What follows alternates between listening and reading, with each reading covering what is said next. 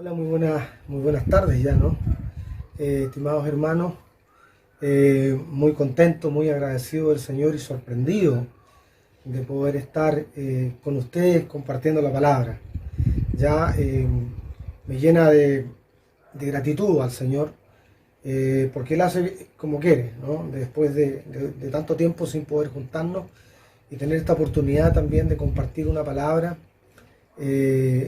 Como digo, me llena de gratitud primero al Señor, y por supuesto también la oportunidad de poder comunicarme y entregar esta reflexión. Tal como decía algunos hermanos algunos domingos atrás, hablaban de que primero la palabra, ¿no es cierto?, tiene que llegar a uno mismo. El aprendizaje no es lo que queremos es que, más que aprender, es tomar una palabra y hacerla nuestra. O sea, plasmarla, ejecutarla, llevarla a cabo en nuestra vida. Y que esa palabra pueda llegar como algo realmente beneficioso, como algo de bendición para nuestra vida. Así que estoy muy agradecido del Señor por esta oportunidad. Y una de las cosas que me llama enormemente la atención justamente tiene que ver con esta palabra, ¿ya? Y me voy a referir, estimados hermanos, y le he querido poner un título a esta reflexión. Y le puse la primera institución creada por Dios. De eso quiero compartirles y bendecirles también a través de esta palabra. Señor, en este momento te doy muchas gracias, Padre, porque puedo estar acá, puedo tener este tiempo, Señor, de reflexión, este tiempo de compartir tu palabra.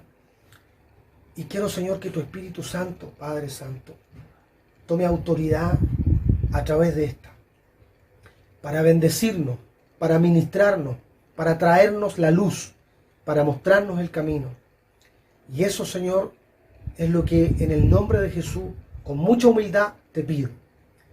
Bendícenos con tu palabra, háblanos con tu palabra, toca nuestras vidas con tu palabra en esta tarde. Que seamos ministrados, Señor, por tu presencia. Y que esa palabra, Señor, edifique nuestras vidas. Si tiene que también remover ciertas cosas de nosotros, que lo haga en el nombre de Jesús. Gracias, Señor, una vez más, en el nombre de Jesús. Amén. Hemos venido escuchando durante los domingos anteriores palabra del Señor. Y esa palabra estaba fundamental. El hermano Mauricio hablaba de la familia. La hermana Estela también hablaba acerca de lo que Dios puede hacer con nosotros a través de los procesos de sanidad, muchas heridas que ocurren en nuestra vida. También una palabra muy potente para nuestra vida. Nuestro pastor Fernando hablaba de cambiar, ¿no? de ir a un nuevo tiempo, saltar y llegar a una etapa diferente, a un contexto distinto. Y por eso mismo creo que en esa línea, en esa continuación de la palabra, hoy día quiero compartir con ustedes justamente esta primera institución creada por Dios, que es la familia. Fíjense que Efesios capítulo 1, del 3 al 8 dice: toda la alabanza sea para Dios, el Padre de nuestro Señor Jesucristo, que nos ha bendecido con toda clase de bendiciones espirituales en los lugares celestiales, porque estamos unidos a Cristo. Incluso antes de haber hecho el mundo, Dios nos amó y nos eligió en Cristo para que seamos santos e intachables a sus ojos. Dios decidió de antemano adoptarnos como miembros de su familia al acercarnos a sí mismo por medio de Jesucristo.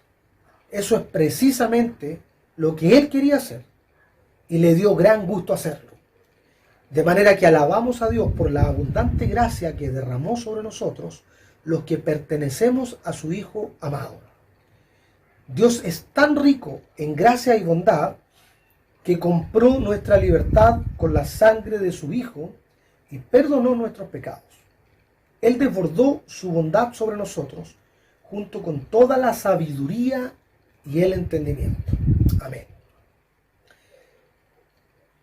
Primero decirles, ¿no es cierto?, que esta palabra en realidad es para todos. Alguien podría decir por ahí, vamos a hablar de la familia, yo no tengo una familia. O alguien podría decir, no, que en realidad nuestra familia no está completa, o yo soy sola, o yo soy solo, en fin. Y quiero decirles que no es así. La palabra del Señor es para todos y siempre el Señor trae algo distinto, incluso respecto de lo que uno puede hablar siendo similar. Él trae una palabra que aplica para todos. Y eso es lo que en esta tarde el Señor tiene para nosotros. Entonces, la primera pregunta, la primera reflexión que quiero compartir con ustedes es: ¿cuál es el propósito? ¿Con qué propósito Dios creó a la familia? ¿Qué buscaba nuestro Padre, nuestro Dios a través de esto? ¿Para qué? ¿Por qué? ¿Qué le motivó? ¿Qué importancia? ¿Qué relevancia tiene la familia? ¿No es cierto? Dentro de sus planes eternos, que por lo demás son siempre planes perfectos, planes que desbordan en misericordia y planes beneficiosos para nosotros. Y en ese plan y en ese diseño perfecto del Señor aparece este concepto, esta institución que Dios creó. Fíjense que Génesis 1:26, ya hablaba nuestra hermana Estela un domingo anterior, dice: hagamos al ser humano a nuestra imagen y semejanza. Y siempre cuando hablamos de este verso nos referimos correctamente, de todas maneras, al pensar que, bueno, nos asemejamos a Dios en los conceptos que tienen relación, por ejemplo, con gobierno, ¿no es cierto? Porque nosotros fuimos puestos en la creación para gobernar, ¿ya? Y por ahí hemos escuchado también mucha palabra del Señor que nos habla respecto de que tenemos que ser capaces de gobernar primero nuestra propia vida, porque fuimos hechos para eso, para gobernar. Y en eso, de alguna manera, nos asemejamos a nuestro Dios. Sin embargo, fíjese, entender el concepto de familia en la relación de semejanza con el Señor tiene que ver con esto que se produce dentro de la esencia y de la naturaleza del Señor. Dios mismo, en su esencia, como Padre, como Hijo, como Espíritu, se genera en Él, ¿no es cierto?, una unidad perfecta, una comunión perfecta, completa, eterna. Nada sobra, nada falta. Hay una comunión, hay una armonía dentro de lo que es la esencia del Señor a través de Dios Padre, Dios Hijo, Dios Espíritu Santo. Y esa comunión que hay, que es maravillosa, esa gloria que se refleja en ello, quiso el Señor también que nosotros pudiéramos tener algo de eso a través de la familia. Es decir, en una familia también tiene que ocurrir aquello de la comunión. En una familia también tiene que ocurrir aquello de la unidad. Aquella maquinaria, por decirlo de alguna manera, que funciona, y cada elemento de esa maquinaria funciona de una manera ordenada, de la manera que el Señor lo diseñó. Entonces es tan profundo esto, porque quiso el Señor, de esa gloria que Él tiene, hacernos compartir y creando esta institución formada por Él, inventada por el Señor, para que también nosotros pudiéramos tener esa semejanza en Él, dándonos ejemplo de cómo Él es en esencia, como Padre, como Hijo y como Espíritu Santo. Entonces, ese amor del Señor y esa sabiduría viene a entregarnos a nosotros una enseñanza de cómo también nos podemos asemejar al Señor tomando este verso. En Juan 17:22 dice: yo les he dado la gloria que me diste para que sean uno, así como nosotros somos uno. Aquí habla de la perfecta unidad que hay justamente en Dios mismo. Jesucristo hablando, nuestro Señor Jesucristo hablando del Padre, diciendo: somos uno. Ese concepto de unidad, Dios lo pensó también en una familia. Dios lo pensó para nosotros. Ese es el diseño del Señor. ¿Ya? Por ahí nos preguntamos, buscamos profundidad en los diseños, si el Señor quiere que nosotros tengamos esa unidad, así como Él tiene esa unidad, como Padre, como Hijo, como Espíritu, que nosotros también en esta institución maravillosa que el Señor crea, también exista este vínculo de unidad, de comunión. Ahora, evidentemente en la creación, ¿no es cierto?, creo que esta institución, la institución de la familia, es sin duda la institución más valiosa que Dios creó. ¿Por qué lo digo? Mateo 19, del 5 al 6 dice, y dijo, por esto el hombre dejará a su padre y a su madre, y se unirá a su mujer, y los dos serán una sola carne. Así que ya no son más dos, sino una sola carne. Por tanto, lo que Dios juntó, no lo separe el hombre. O sea, aquí también habla, se dan cuenta de lo que Dios pensó y del propósito de Dios, de lo que es la unidad, que sean una sola. Cuando nace una familia a través de la institución del matrimonio, se tiene que llegar a conformar una unidad tal que pasan a ser uno solo. Así como también es el Padre, cuando nuestro Señor, leíamos recién, dice, yo soy uno con el Padre. Bueno, nosotros también, de alguna manera, nos tenemos que asemejar en Él, en ese ejemplo, en ser uno, porque ese fue el plan del Señor. Es decir, podemos concluir entonces que primero, efectivamente la familia fue la primera institución que Dios creó, incluso antes que los gobiernos, antes que los imperios, antes que otras instituciones, ¿no es cierto?, que otros organismos que aparecen en la historia. Lo primero que Dios estableció fue justamente la familia. Y Él valida también este diseño cuando viene a través de nuestro Señor Jesucristo y no aparece, ¿no es cierto?, a través de alguna explosión del cielo, aparece, no, nace en una familia. Nuestro Señor Jesucristo, a través, ¿no es cierto?, de José y María, aparece en una familia, validando el mismo diseño que el Señor creó. Y por lo tanto, de esa forma Él, como ejemplo, forma parte de un núcleo familiar y vive. Tenemos un periodo de nuestro Señor Jesucristo que no está claramente ilustrado quizás en la palabra, pero sí sabemos que Él fue parte y estuvo conformando una familia mientras estuvo en la tierra. Entonces esa es una de las cosas valiosas, digamos, cómo el Señor va validando su propia palabra a través de ejemplos que Él mismo da. Dios creó también la familia como un mecanismo de bendición a todo el mundo. En Hechos 3:25 dice, ustedes son los hijos de estos profetas y están incluidos en el pacto que Dios les prometió a sus antepasados, pues Dios le dijo a Abraham, todas las familias de la tierra serán bendecidas por medio de tus descendientes. O sea que aquí vemos que hay otro propósito maravilloso del Señor a través de la familia, ya que es a través de esta institución que Dios se propone bendecir a toda la tierra a través de la familia. Efesios 3, 14 al 16 dice, por esta causa doblo mis rodillas ante el Padre de nuestro Señor Jesucristo, de quien toma nombre toda familia en los cielos y en la tierra, para que os dé conforme a las riquezas de su gloria, al ser fortalecidos con poder en el hombre interior por su espíritu.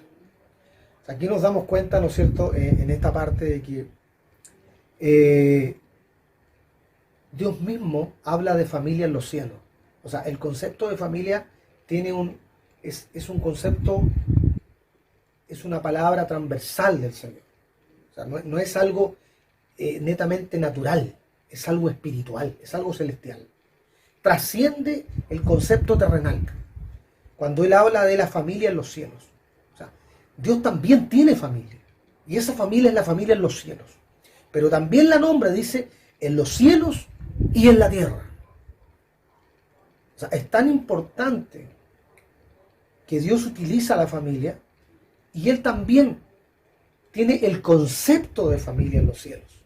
Entonces, estamos utilizando en realidad un diseño celestial que el Señor trae de lo celestial y lo entrega también a nosotros en lo natural para que podamos tener ejemplo de esa familia celestial en lo que es la familia, digamos, en la tierra, como lo dice acá, de acuerdo a sus riquezas de su gloria.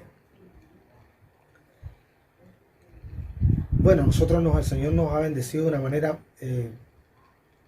bien especial también como familia.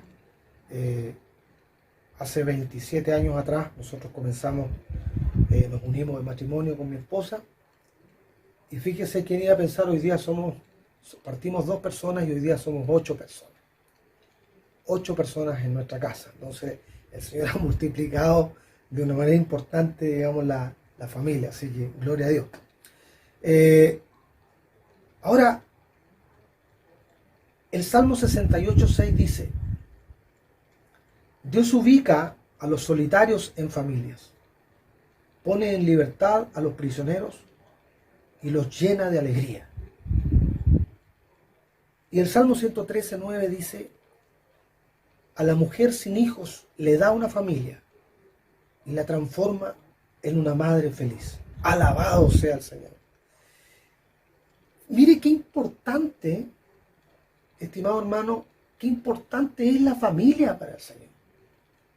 Es tan importante, tan necesario que una persona sea parte de una familia, que a aquellos que vienen solos, a aquellos que vienen, ¿no es cierto?, quizás solitarios, y llegan a nuestra iglesia, llegan a la iglesia, llegan al reino del Señor, Dios los ubica en una familia. Y aquellos dice a la mujer sin hijo, también la transforma en una madre feliz. O sea, Dios a través de su gran misericordia, cuando llegamos, porque vamos a decir nuestra iglesia donde estamos por misericordia del Señor, si miramos a nuestro alrededor y vemos estadísticamente, no hay una gran cantidad de familias, digamos, entre comillas, donde está el papá, la mamá y los hijos. No es así.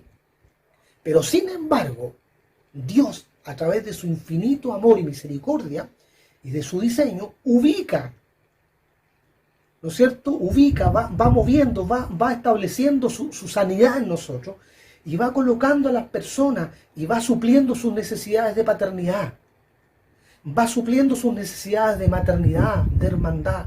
Aquellos que están solos, dice la palabra, los ubica en familia, les da aquellos elementos que necesita la persona para poder formarse desde el punto de vista familiar. Es tan importante que reciba todos esos elementos. Entonces, como el Señor es grande en misericordia, toma a aquellos que están solos, toma a aquellos que no han podido quizás por alguna u otra razón tener una familia, entre comillas, donde está el papá, la mamá, decía yo, y los hijos, y los coloca y los ubica dentro del cuerpo para darle aquellos elementos que son importantes, que son formativos, que vienen a presentar bendición para que puedan experimentar el verdadero y profundo diseño que el Señor tiene pensado de lo que es la familia. Y por eso mismo que Dios mismo, es tan importante el concepto que a la propia iglesia la llama familia. O sea, la propia iglesia, su propia iglesia, le da el nombre de familia. Tomando ese concepto y llevándolo ahora de una manera transversal a todos los que somos hijos de nuestro Padre, estamos componiendo aquella familia. Entonces, es muy importante. O sea, aquellos matrimonios que a lo mejor por razones que X de la vida, ¿no es cierto?, no han podido quizás tener hijos, o aquellos que han sufrido una pérdida, por ejemplo, han tenido alguna pérdida importante dentro de la familia. El Señor comienza a obrar en ellos y comienza a suplir esas necesidades, comienza a sanar en un proceso que es doloroso, pero en un proceso al fin en donde la gloria de Dios se manifiesta. Y por eso que termina el Salmo 113:9 diciendo: alabado sea el Señor, porque Él hace estos milagros en nuestra vida cuando nosotros le creemos de corazón. Refiriéndome a eso, fíjese lo que dice Efesios 1:5. Dios decidió de antemano adoptarnos como miembros de su familia, al acercarnos a sí mismo por medio de Jesucristo. Eso es precisamente lo que Él quería hacer y le dio gran gusto hacerlo. Aquí vemos confirmada justamente la importancia del concepto de gran familia, porque Él nos adopta como miembros de esa familia perfecta de Él, celestial, de esa familia en los cielos, y nos incorpora a esa comunión, que es una comunión perfecta. haciéndonos parte de la familia celestial. Y lo hace con gusto, dice, porque ese era su plan, ese era su deseo. El deseo del corazón del Señor es justamente que nosotros participemos de esa comunión. ¿Y cómo? Atrayéndonos a Él, llevándonos a través de Cristo, en ese milagro fantástico que ocurre en nuestra vida cuando recibimos a nuestro Señor y Él se revela, Jesucristo se revela en nosotros, se muestra Jesucristo en nuestra vida y a través de esa revelación de Cristo nosotros pasamos a ser parte, nos revela Jesucristo al Padre a través de su Espíritu y pasamos a ser miembros de la familia espiritual, de la familia celestial. Efesios 2:19 dice: así que ahora ustedes, los gentiles, o sea nosotros, ya no son unos desconocidos ni extranjeros. Aleluya. Son ciudadanos juntos con todo el pueblo santo de Dios. Son miembros de la familia de Dios.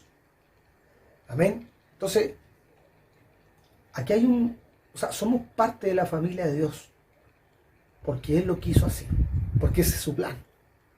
Y los planes del Señor son siempre en beneficio a nosotros. Siempre traen una bendición.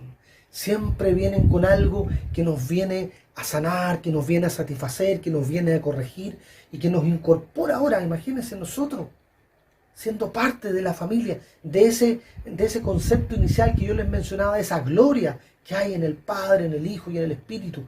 Perfecta, Él nos incorpora, nos hace parte de eso, y llevándonos y adoptándonos en la familia. Entonces, aquí hemos visto realmente el propósito, así de manera bien rápida, el propósito que Dios tiene al crear esta primera institución que es la familia. Bendecirnos, asemejarnos a Él, ser participantes de su gloria, pertenecer a la familia de Dios, suplir nuestras necesidades de paternidad, de maternidad, de hermandad. Es una institución valiosa para el Señor, que la creó por amor a nosotros, para mostrarnos su amor.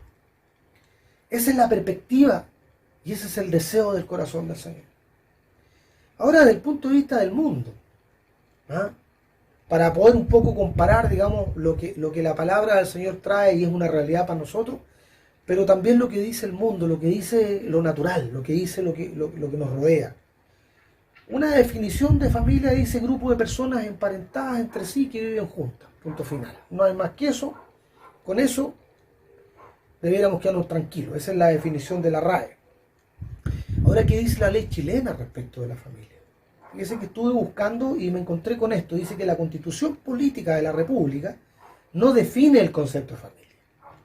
O sea, por lo visto, si no lo define es porque no es tan importante. Y también, como no lo define, se presta para muchas interpretaciones. Pero sin embargo, dice, lo establece en el artículo 1, que la familia es el núcleo fundamental de la sociedad, dice, y es deber del Estado dar protección y propender a su fortalecimiento. Bueno, eso dice la Constitución Política. O sea, ahí hay una palabra, hay una frase importante, reconoce que es el núcleo fundamental, pero a la vez no define el concepto de familia. Entonces, como no define el concepto de familia, aparecen una serie de elementos que intentan definir que para uno es familia esto, para el otro familia. No hay una unidad, no hay un concepto de diseño de Dios en esto, ¿ya? Hay una cosa ambigua, una cosa que se presta para cualquier interpretación. También busqué el significado etimológico de la palabra familia. Dice que es una palabra que se encuentra en la voz famulia, por derivación famulus, el que a su vez dice deriva el vocablo osco famel, que significa siervo, y más remotamente el sánscrito vama, que corresponde a hogar o habitación. Está relacionado con hogar, con habitación, etimológicamente la palabra. Indicaban que su origen está en el término sirviente, siervo, esclavo. O sea, se piensa también que, también nos muestra acá que el esclavo antes pertenecía a una familia, por lo tanto tiene que ver con eso. Sin perjuicio de señalar, dice que la familia es una adaptación de fames, que significa hambre. Ahí quedé un poquito perdido, a lo mejor tiene que ver con cubrir necesidades. tanto de apetito alimentario como sexual, debido a que esa es la necesidad básica que debe ser cubierta por cualquier familia. Pero lo que más me sorprende es que en realidad desde el punto de vista secular, la familia es un concepto que va cambiando en el tiempo. O sea, es un concepto evolutivo. La familia de muchos años atrás, siglos atrás, ya el significado que había en esa época no es el mismo hoy día. Entonces, se pierde esa base que la palabra establece, donde la familia claramente Dios la define, la identifica, sus propósitos, sus planes, su deseo, lo que Él quiere para nosotros. Y desde el punto de vista de nosotros no, porque hoy día en el año 2021 tenemos un concepto de familia, y en el año, hipotéticamente hablando, en 200 años más ya ese concepto que hay hoy día puede ser completamente distinto. O sea, familia puede ser cualquier cosa, dependiendo de cómo vayan evolucionando las cosas en el mundo, ¿no? Es un concepto totalmente relativo para el mundo. Así es, justamente, aquí aparecen entonces las amenazas que permanentemente están atacando los diseños. Usted sabe que siempre, cuando hay un diseño que Dios establece, aparece la copia. Cuando hay otro diseño que Dios entrega, aparece también el contraataque de las tinieblas. Siempre hay algo, ya sea para distorsionar, para torcer, para cambiar, para modificar lo que Dios estableció. Si Dios establece, ¿no es cierto?, esta primera institución, aparecen, ¿no es cierto?, otras instituciones que quieren tratar de opacar, quieren tratar de amenazar, que quieren destruir aquellas cosas que Dios quiere hacer con nosotros, que quiere hacer con el hombre, que quiere bendecirle, que quiere demostrar su gloria, que quiere manifestarse en nosotros, a través de su amor, a través de lo que Él ha hecho, a través de la institución de la familia. Y como es un mecanismo que Dios utiliza para bendecirnos, las tinieblas aparecen para querer destruir la familia. ¿Ya? Y de esa manera, ¿no es cierto?, tratar de generar una serie de confusiones a través de la cultura, a través del tema de la sociedad, de los conceptos que hoy día aparecen tan triviales de la familia, que no tienen, digamos, un sustento en la palabra. Y a través de eso aparecen una serie de amenazas. Una de las amenazas, creo que aparece, que pueden nacer incluso desde la propia familia, aprovechando esa debilidad, es un desconocimiento o un no querer entender los roles que Dios ha establecido. Yo le puse los 7 cómo, así tal cual el ejemplo de los 7 cómo. La palabra cómo, ¿no es cierto?, está mostrando la intención de darnos ejemplo del Señor. O sea, hacerlo cómo, de esta manera, cómo, así.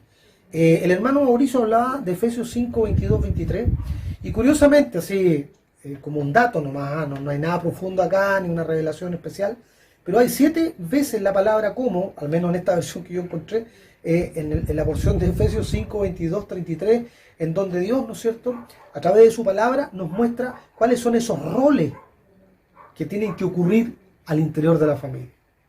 Las esposas sométanse a su marido, qué sé yo, el marido es la cabeza de la esposa, así como, ya aparece Cristo, ¿no? Aparece nuestro Señor, como Cristo es cabeza de la iglesia. Después dice, como la iglesia se somete a Cristo, como Cristo amó la iglesia, como una iglesia gloriosa, como uno ama su propio cuerpo, como Cristo lo hace por la iglesia. Siempre el ejemplo de nuestro Señor Jesucristo, mostrándonos, dándonos ejemplos a través de la relación. ¿Se acuerdan cuando partimos hablando? Yo les hablé de la relación que hay Dios Padre, Hijo y Espíritu Santo, esa gloria que hay, esa relación de comunión perfecta al crear la familia, y genera un vínculo entre lo natural y lo espiritual, este vínculo que Dios establece, donde conecta estas dos cosas a través de Cristo y la iglesia. Se genera una conexión. ¿Quién la hace? Él mismo. Él es el que da el paso. A través de Cristo se conecta ¿con quién? Con nosotros, la familia, a través de la iglesia. Y en ese ejemplo de conexión, de amor, presenta estos 7 cómo, donde nos muestra aquellos conceptos, aquellos roles que tienen que ocurrir en la familia. Y una amenaza importante que hoy día tenemos es el desconocimiento o la desobediencia que nosotros podemos tener respecto a estos roles que Dios ha establecido. Eso lo manifiesta Efesios 5, 22.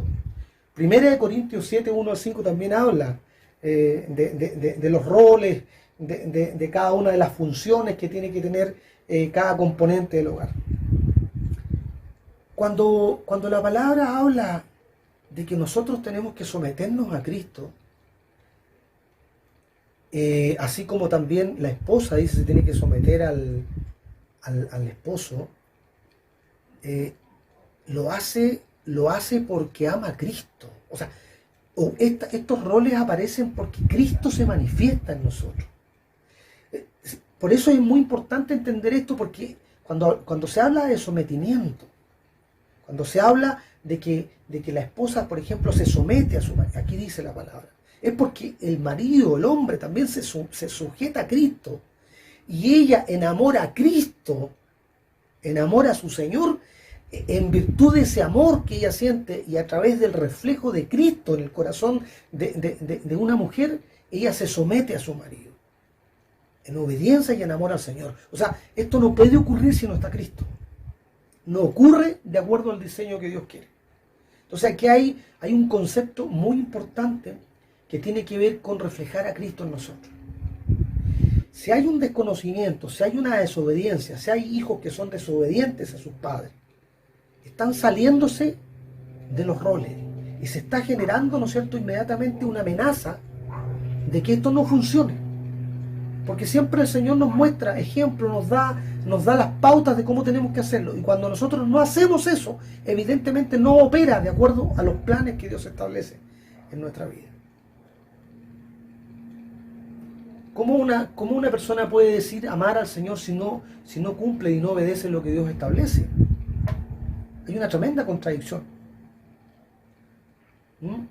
Tampoco se trata de que nosotros como varones vamos a sentar a nuestra familia y les vamos a predicar la palabra así como que fuera una prédica.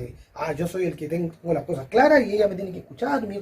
Tampoco es eso. Nosotros en realidad somos pastores, somos sacerdotes de nuestra casa, pero pastoreamos.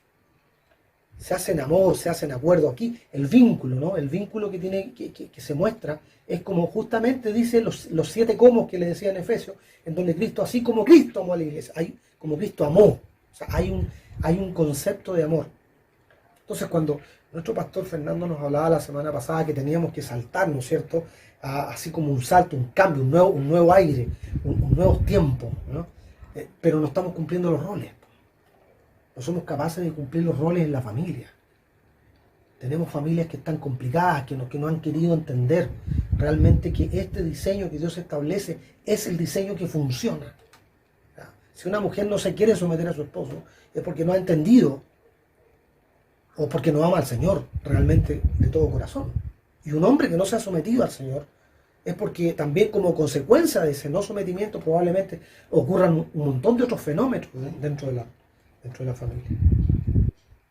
Por lo tanto, nosotros debemos cumplir, no es labor de los pastores ni de los líderes de la iglesia solucionarnos nuestros problemas en la familia. Sí nos pueden apoyar, pueden orar por nosotros, pero tiene que nacer de nosotros, en la casa. Nosotros somos los que estamos a cargo, somos los que debemos pastorear, somos los que debemos obedecer la palabra. No podemos nosotros pretender que la iglesia solucione nuestros problemas con los hijos, porque los hijos son nuestra responsabilidad. ¿Ya? No, que lo que pasa es que no le han predicado bien la palabra, no le han enseñado, entonces por eso que en realidad las cosas no le explican bien a mi señora el concepto, no le explican a mi esposo, entonces, o mis hijos no reciben la enseñanza, cuando en realidad la responsabilidad es nuestra, dentro de la familia, independiente que podamos recibir ministración, que podamos recibir consejo, pero finalmente la responsabilidad es nuestra, ¿ya? En Mateo 26:42 dice: por segunda vez se retiró y oró nuestro Señor y dijo: Padre mío, si no es posible evitar que yo beba este trago amargo, hágase tu voluntad. Qué ejemplo más grande de sometimiento al Señor. Qué ejemplo más concreto y específico y clarificador de parte de nuestro Señor respecto de lo que es el sometimiento. El mismo Señor Jesucristo menciona aquí: hágase tu voluntad, Señor. O sea, no es lo que Él quería. La relación de nuestro Padre con nuestro Señor Jesucristo es una relación de amor. Es una relación que muestra una entrega profunda. Por eso dice el Señor que no se haga finalmente lo que yo quiero, sino que lo que tú quieres, Señor. Entonces ahí nosotros estamos trabados porque a veces queremos hacer lo que nosotros queremos, ¿ya? Muchas veces no hay ese sometimiento al interior. Ahora, el concepto de someterse no tiene nada que ver con rebajarse, porque alguien podría decir, el Señor Jesucristo se rebajó acá cuando dice que se haga tu voluntad, Señor, yo me someto a lo que tú dices, Padre. ¿Fue Él, en algún momento se vio cuestionada? Él se vio menoscabado con esto? ¿Hay un menoscabo, hay una inferioridad de parte de una persona que se somete de acuerdo a lo que Dios dice? Hay un concepto detrás de querer a nosotros apocarnos, decir que una hermana se tenga que someter a su esposo, entonces eso significa que ella está en un plano inferior, significa que ella es una ciudadana de segunda. De ninguna manera. Así como Cristo, tampoco Él es inferior al Padre, porque son uno. De la misma manera, cuando Dios nos habla de someternos, en realidad habla de un concepto que no tiene que ver con una nivelación o una comparación entre ellos, en donde a lo mejor él es cabeza y el concepto de cabeza como si fuera superior. No, aquí hay un concepto de unidad en amor. Aquí hay un sometimiento que no rebaja a la persona al someterse.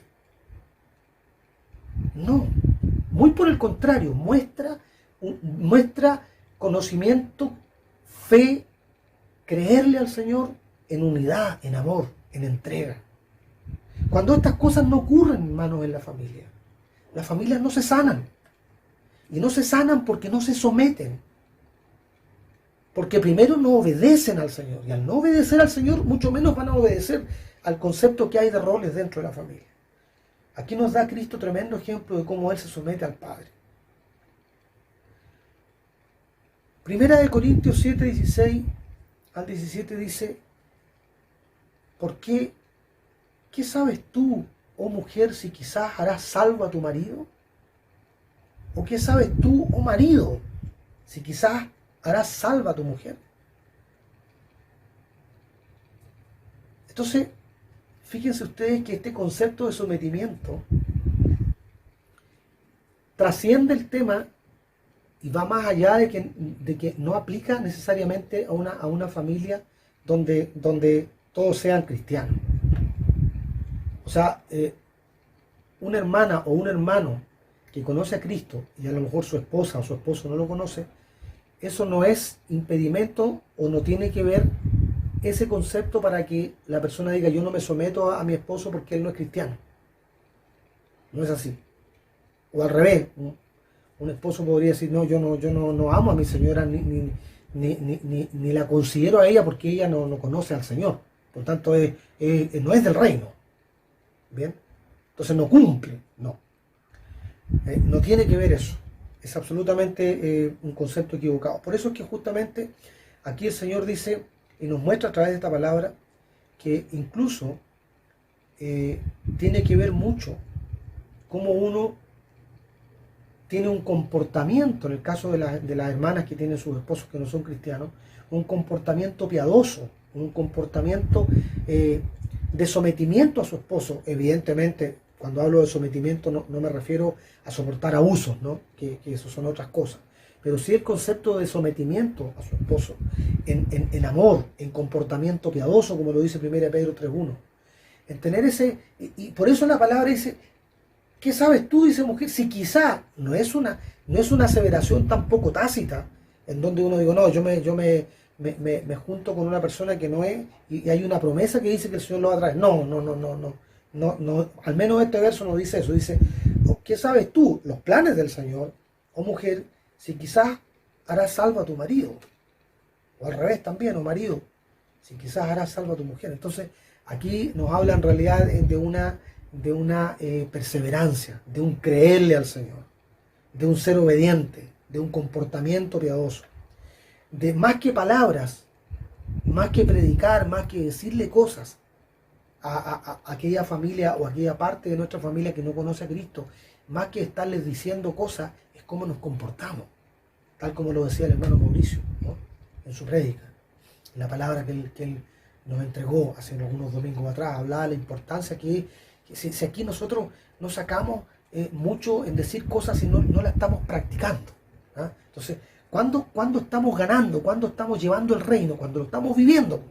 ¿Y cuándo lo estamos viendo? Cuando estamos mostrando con actos, con acciones concretas que Dios vive en nuestro corazón. Entonces, cuando una mujer quiere que su marido venga a Cristo, no lo hace enrostrándole las cosas. Lo hace con amor, a través de un comportamiento, a través de una vida en sometimiento al Señor y siendo sometida también a su esposo. Ese es el concepto. ¿Ah? No recriminándolo ni juzgándolo, porque eso le corresponde al Señor.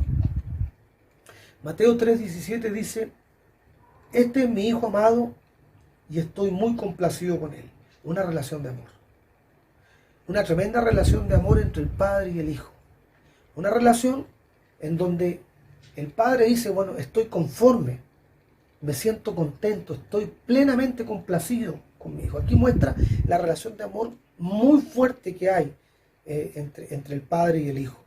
Ese es el concepto de sometimiento, porque hay un amor de por medio. Cuando Cristo dice, ¿no es cierto?, que Él se somete al Padre y después el Padre dice: este es mi Hijo amado, hay una relación de amor que sustenta ese sometimiento. Colosenses 3:20 dice: hijos, obedezcan a sus padres en todo, porque esto agrada al Señor. Esa obediencia que los hijos tienen a sus padres tiene que ser en todo, porque eso agrada al Señor. O sea, lo hacen porque quieren agradar al Señor. O sea, cuando ellos están obedeciendo a sus padres, lo están haciendo porque están conscientes de que a través de eso ellos están agradando a Dios. Para aquellos hijos que son cristianos, que conocen del Señor, saben de que tienen que obedecer a sus padres porque de esa manera están adorando al Señor. De esa manera están complaciendo al Señor. De esa manera se están sometiendo en amor al Señor.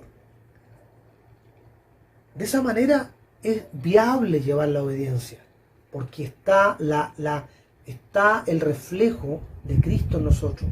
Cristo se manifiesta en nosotros a través de esos signos de obediencia. Porque tal como Cristo lo hizo, si Él se manifiesta en nosotros, cuando Cristo dice, nuestro Señor Jesucristo dice, ¿no es cierto?, yo no hago nada de lo que digo por mi propia cuenta, sino que hago lo que el Padre me da, eso hago. Entonces, ahí se acuerdan ustedes cuando Felipe le dice: Señor, muéstranos al Padre, a nuestro Señor Jesucristo. Y Jesús le dice: Felipe, tanto tiempo y que has estado conmigo, aún no me conoces. El reflejo de la unidad que son uno. ¿Ah? El reflejo de la unidad que hay, el amor en obediencia. Los hijos que no obedecen a sus padres en realidad no aman al Señor. No agradan al Señor. Y esa es una labor de nosotros también, porque todos somos hijos.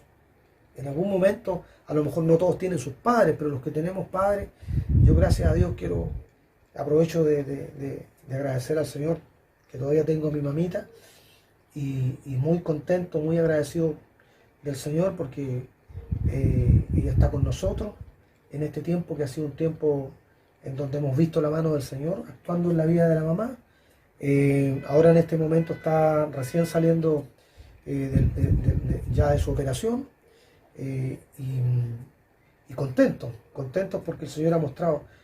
Ahora no porque ella tenga 86 años yo voy a dejar de obedecer a mi mamá, porque esté aparte, no. Aquí hay un concepto que tiene que ver de obediencia, de sometimiento a nuestros padres, porque estamos agradando al Señor. Amén.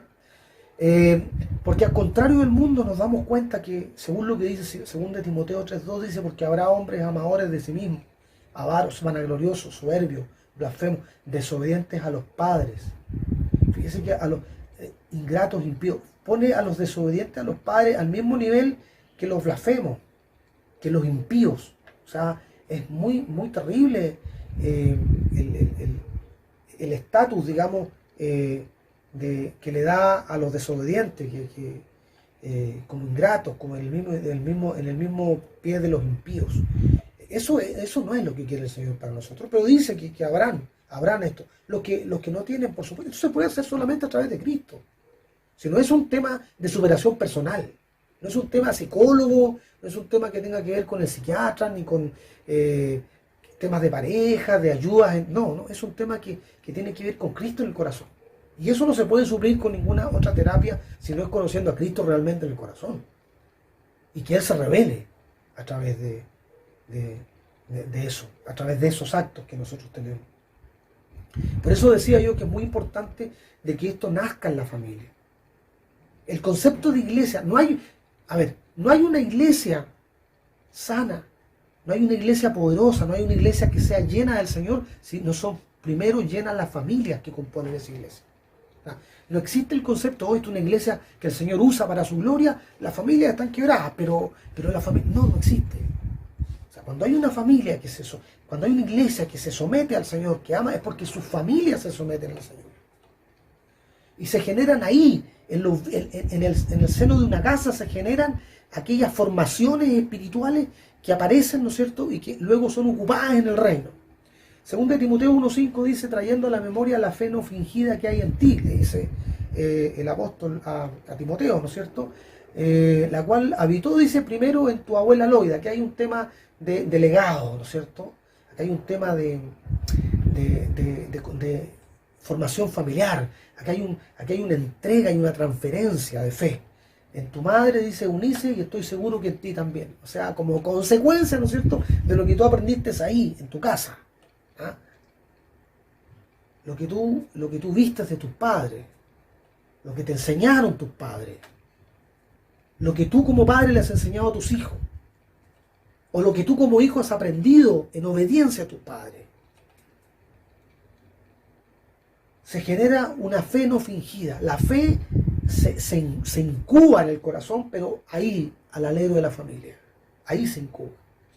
Hechos 21:8-9 también habla de un ejemplo y dice, al otro día saliendo Pablo y los que con él estábamos, fuimos a Cesarea y entrando en casa de Felipe, el evangelista, que era uno de los 7, posamos con él y ese tenía 4 hijas doncellas que profetizaban. ¿Ah?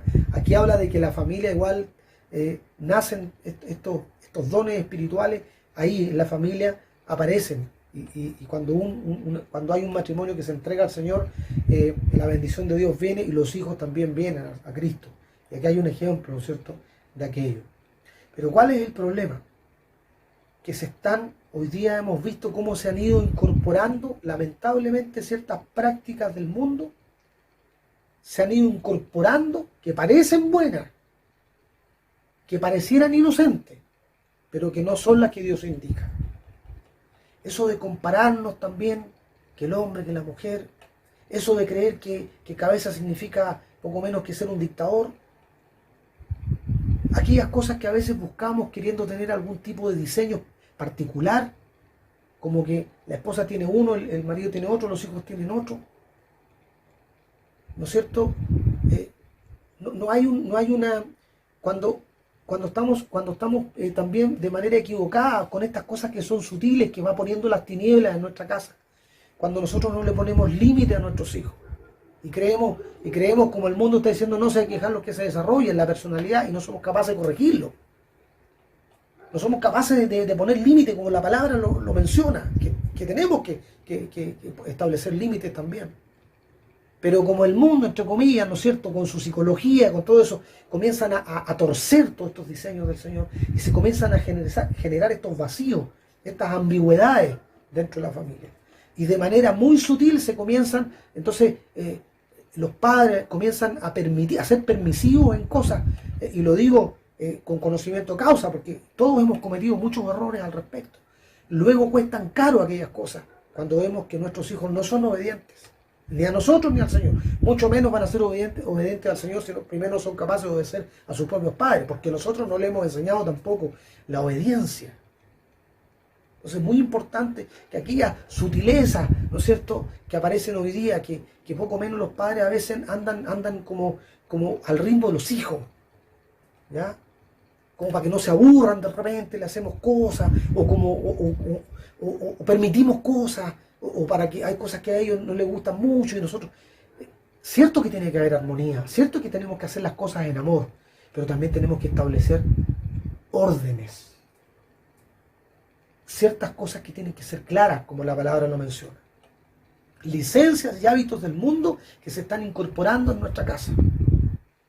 Con el título de psicología, con el título de evolución, ¿no es cierto? Con el título de acomodarnos a los nuevos tiempos, con el título de que nos quedamos en el pasado, aquellos que, ¿no es cierto?, podemos dañar. Hay tantas cosas que hoy día aparecen a confundir el diseño de amor que Dios estableció, que está claramente definido. Primera de Juan 3:9 dice: los que han nacido en la familia de Dios no se caracterizan por practicar el pecado, nada del mundo, porque la vida de Dios está en ellos, la tienen, viven, están ahí en su corazón, así que no pueden seguir pecando porque son hijos de Dios. ¿Ok? Tenemos otra amenaza que podemos encontrar. Ha pasado muy rápido el tiempo, una amenaza que podemos encontrar también es tener una relación individual con Dios y no una como casa, como linaje, como familia. A veces también caemos en eso, este concepto egoísta, donde cada uno, ¿no es cierto? Eso no está mal, que cada componente de la familia tenga su relación individual y personal con Dios, eso está bien, eso está correcto. Pero que eso solamente sea donde cada cual de forma separada adora al Señor, pero no hay ninguna unidad dentro de la familia. No hay un tema de casa.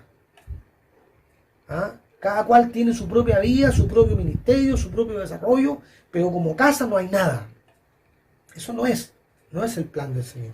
No hay unidad, eso es egoísmo. Eso es falta de propósito para la familia. No hay sabiduría en el Señor. Por eso dice, ¿no es cierto? Lucas 11:17 dice: todo reino dividido por una guerra civil está condenado al fracaso. Una familia dividida, dice, por pelea se desintegra rápidamente cuando hay desunión, ¿no es cierto?, en los propósitos que son eternos, los propósitos de iglesia, los propósitos de reino. Evidentemente vamos a encontrar una familia tarde o temprano que se divide, ¿no? De repente nos sorprendemos, de repente vemos, sin juzgar a nadie, nadie está libre, nadie puede decir, chuta, yo soy una familia. No, tenemos que ser piadosos, tenemos que ser cuidadosos con lo que decimos, pero también en ese cuidado tenemos que tener cuidado con esto, porque podemos caer también, aparentemente ser muy sólidos acá, ¿no es cierto?, como familia, pero en realidad estamos destruidos interiormente, ¿ya? Otra de las amenazas que también aparece muy seguido es que muchas veces no queremos ser ayudados.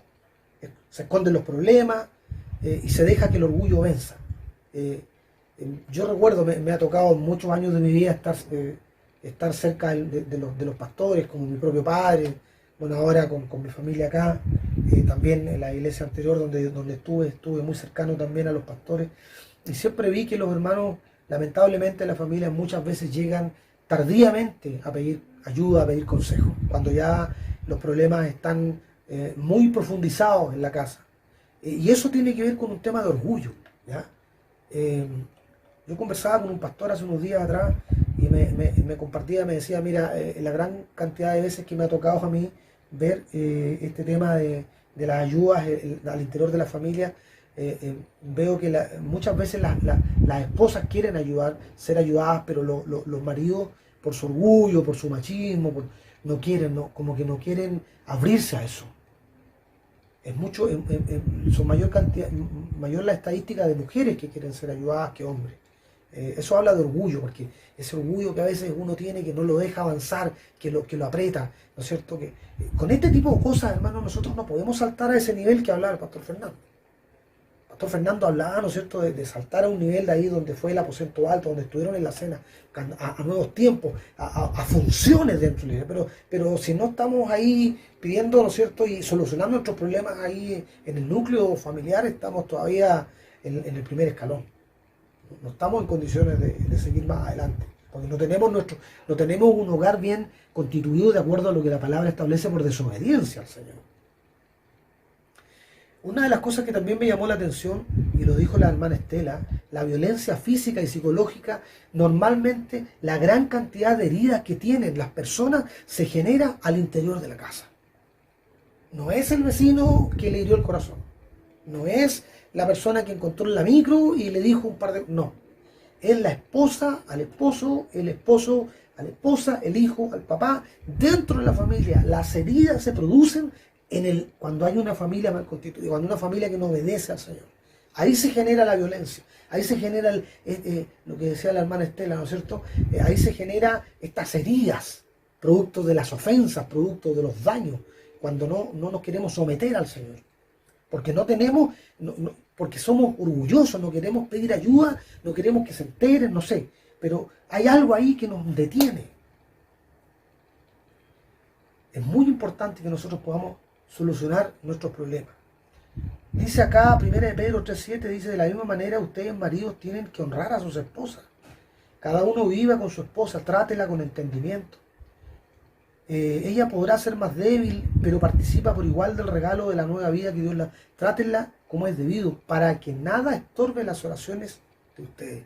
Eso me parece muy grave. O sea, el Señor nos está indicando acá que nuestras oraciones no van a pasar el techo si no hemos sido capaces, ¿no es cierto?, nosotros de poder amar, tratar, querer, llevar a nuestra esposa, a nuestra familia, dentro del interior de nuestra familia. Vamos a tener estorbo en nuestras oraciones. Entonces hay realmente una amenaza. Lamentablemente dentro de la casa existe esa amenaza.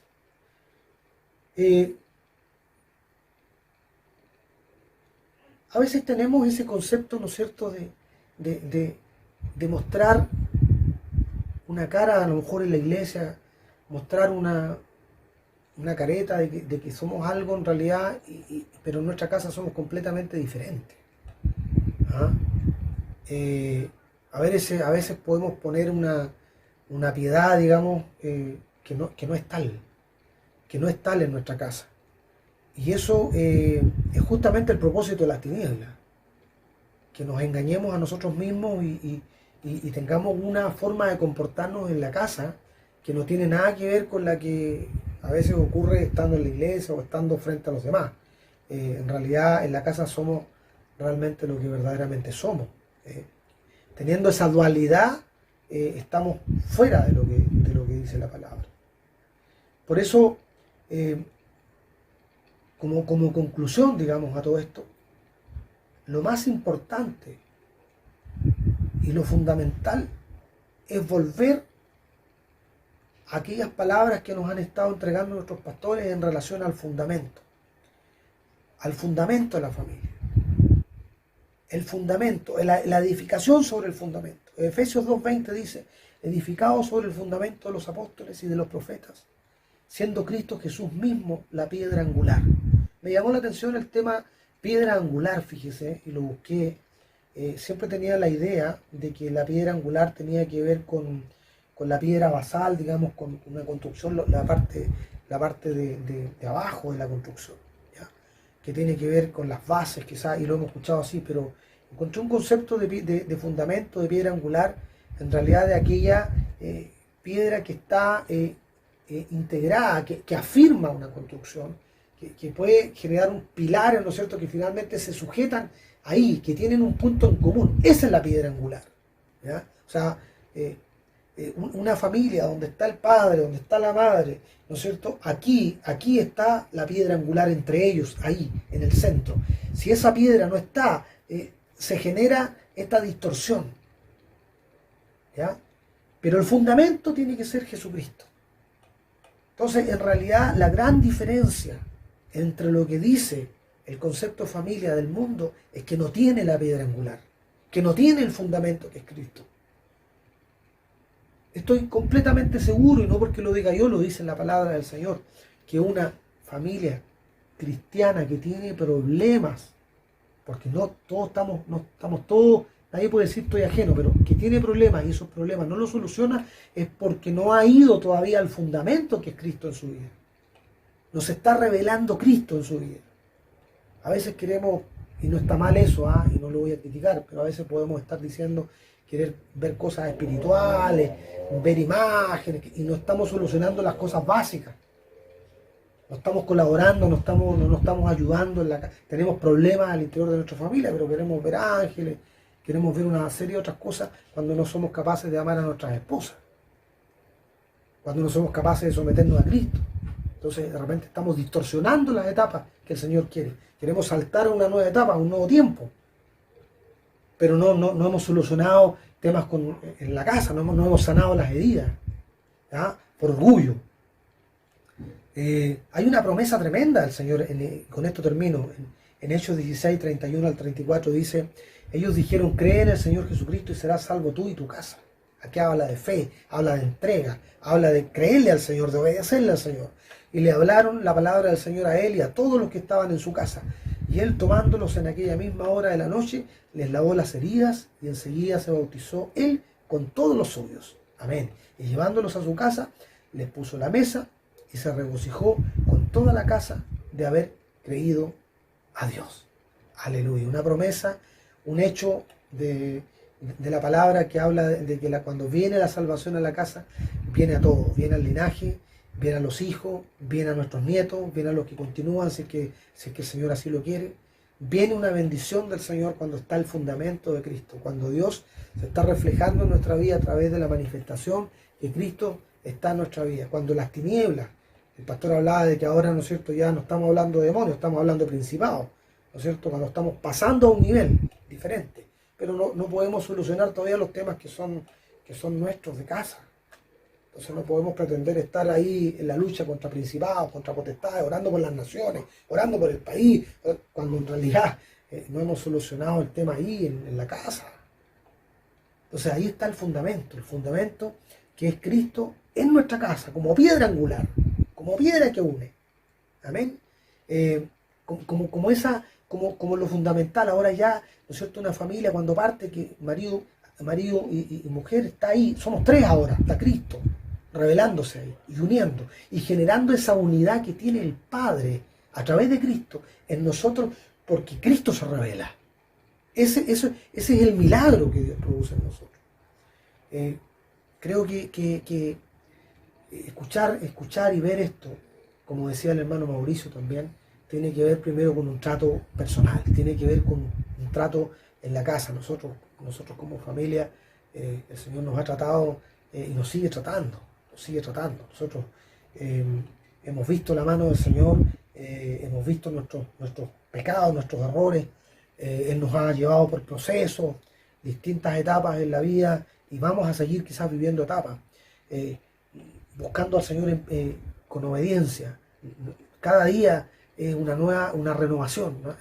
La relación con el Señor no es un tema en donde uno diga, ya voy a orar harto hoy día para así no orar varios días más. No, es una renovación diaria, es un refrescar diario. Y eso es lo que en realidad el Señor quiere mostrarnos y quiere revelarnos, esa frescura en la relación que tenemos con Él.